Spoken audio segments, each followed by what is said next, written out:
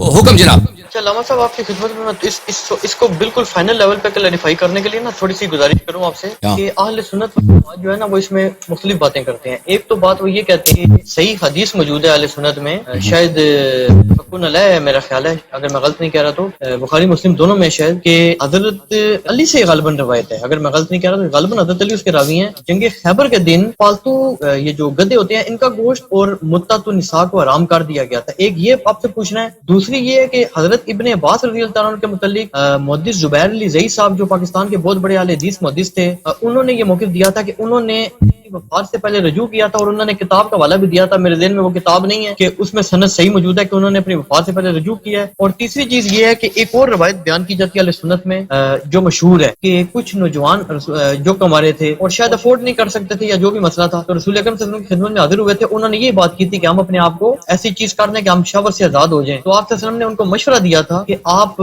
وہ کریں, روزے رکھیں زیادہ سے زیادہ اور نوافل ادا کریں تاکہ آپ پہ شہوت طاری نہ ہو. تو اس پہ بھی انجینئر صاحب بھی اور بات کہتے ہیں کہ اگر یہ موقع تھا کہ اگر یہ متع جائز ہوتا تو ان کو کس لیے اتنی پابندی کرائی گئی, ان کو کہہ دیا جاتا کہ تم متع کر لو. تو ابھی میں نے عبداللہ بن مسعود کا قول آپ کو دکھایا نا, تو اس نے کہا لا تحرموا طیبات ما احل اللہ لکم.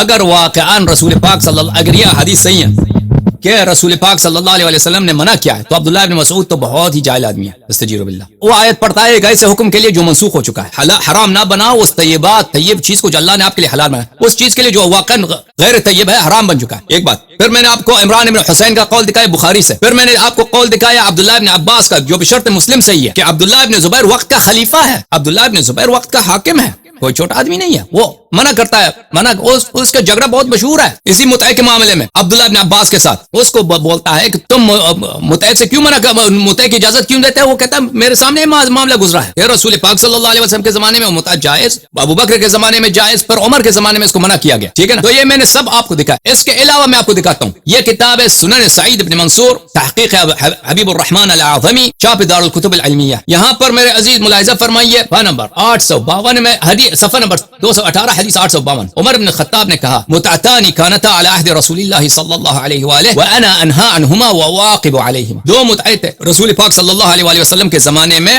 کہ میں ان کو میں منع کرتا ہوں. تو رسول پاک صلی اللہ علیہ وسلم کے زمانے میں ہے, موجود ہے, میں منع کرتا ہوں. ایک متعۃ النساء, ایک متعۃ الحج, اور میں رجم کر دوں گا جو شخص متع کرے گا. پھر وہی حدیث متعتان کانتا علی عہد النبی صلی اللہ علیہ وآلہ انا عنہما وواقب علیہما. پھر وہی حدیث. تو یہ صریح ہے. اس کے علاوہ کتاب الاوائل میں ابو ہلال وغیرہ انہوں نے عبد الرحمن سیوطی کتاب تاریخ الخلفاء میں بہت سارے نے تصریح کیا کہ پہلا شخص جس نے متع سے منع کیا وہ عمر تھے. تو آپ کے ہاں احادیث میں مختلف ہیں. بعض احادیث میں ملتا ہے کہ رسول پاک صلی اللہ علیہ وسلم نے منع کیا, لیکن بہت ساری احادیث یعنی اصل ثابت ہے. اصل ثابت ہے کہ یہ اصل میں اس کے لیے آیت نازل ہے, آیت میں جائز ہے, آیت قرآن نازل ہے. دوسری بات یہ ہے کہ کوئی ایسی آیت ہو کہ جس میں اللہ نے اس کو نسخ کیا, کوئی ایسی آیت قرآن میں نہیں ہے. اب بعد میں کیا رسول اللہ صلی اللہ علیہ وسلم نے اس کو منع کیا ہے, عمر نے منع کیا. اس میں حدیث میں آپ کے خان دو قسم کے حدیث ہیں. بعض احادیث میں ہے کہ رسول پاک صلی اللہ علیہ وسلم نے منع کیا ہے, بعض احادیث میں ہے کہ عمر نے منع کیا. تو کون سے احادیث صحیح ہیں؟ کیونکہ میرے عزیزوں میں نے یہ شواہد جو آپ کو دکھائے کہ عبداللہ ابن مسعود, جناب عبداللہ ابن عباس, جابر ابن عبداللہ انصاری, یہ کوئی چھوٹے لوگ نہیں تھے. اور مسئلہ بھی مسئلہ اہم ہے. مسئلہ کوئی تیمم کا مسئلہ نہیں ہے, مسئلہ کوئی سفر کرنے کا مسئلہ ہے, نکاح کا مسئلہ ہے, غیرت کا مسئلہ ہے, عفت کا. یہ مسئلہ بڑا اہم ہے. تو اگر جائز نہیں ہے تو پھر انسان زنا کر لیتا ہے. تو اس مسئلے میں ان کا وہ صریح موقف ہے کہ رسول پاک صلی اللہ علیہ وسلم نے منع نہیں کیا ہے, اس کو بعد میں خلیفہ نے منع کیا. ٹھیک ہے نا بھائی. اور جناب اچھا اس میں سر ایک اور بڑا عقلی اعتراض بھی کر دیا جاتا ہے, اور یہ اعتراض تو غیر مسلم بھی کرتے ہیں نا. اچھا. کہ اگر ایک شخص عورت کے ساتھ ان روایات سے قطع نظر کر کے آپ پیش کر رہے ہیں روایتیں, لیکن اگر ایک شخص اعتراض کر دے کہ جی یا اعتراض نہ بھی کر گزرے, آج ہی کر گزرے آپ کے کہنے, چاہے وہ اہل سنت میں سے ہو چاہے اہل تشیع میں سے ہو, کہ وہ کسی عورت کے ساتھ تعلق قائم کرتا ہے, اس کو کوئی چند روپے دے دیتا ہے اور کہتے ہیں جی علامہ حسن اللہ یاری صاحب نے فتویٰ دیا ہوا ہے, تو آپ اس کو زنا کی سزا دیں گے یا کوڑے لگائیں گے کہ نہیں لگائیں گے؟ میں کوڑا لگاتا ہوں, میں کسی کوڑا نہیں لگاتا. حکومت لگائے گی, سزا کے طور پہ پکڑیں گے یا کہیں گے ٹھیک ہے اس نے متع کیا ہوگا؟ کیونکہ وہ تو کہہ سکتا ہے میں کسی جگہ گیا ہوں, میں نے یہ کام کیا, ٹھیک ہے جی جائز. ٹھیک ہے, حکومتیں جو کچھ کرتے ہیں ان کی پالیسیاں بہت مختلف ہے نا بھائی. حکومتوں کے کرتوت سے تو حلال حرام نہیں بنتا نا بھائی. بہت ساری مسلمان حکومتیں, آپ شراب پیئیں کچھ نہیں کہتے. آپ دبئی میں جائیں شراب خانے پہ شراب خانے کھلیں. مسلمانوں کا ملک ہے, اتنے بارز اتنے آپ کو ملیں گے, اتنے ڈانس کلب, الا ماشاءاللہ. تو ان کے کہنے سے تو کوئی چیز حلال نہیں بنتا, یا کوئی حلال حرام تو نہیں بنتا حکومتوں سے.